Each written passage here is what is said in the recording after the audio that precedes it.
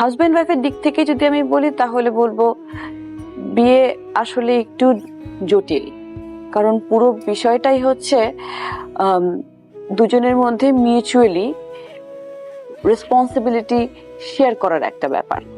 কিন্তু বিয়ের কিছুদিন পর এই ব্যাপারটা থাকে না।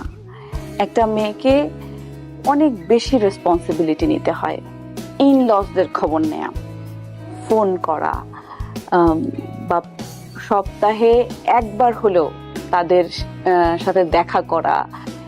কিন্তু ওই দিক থেকে একটা ছেলে মাসে কোনো দিন শ্বশুর শাশুড়িকে ফোন করে বলেছে কিনা যে কেমন আছেন, শরীর ভালো কিনা, এটা কিন্তু আসলে একটু দেখার বিষয়, ভাবার বিষয় যে আদৌ করে কিনা।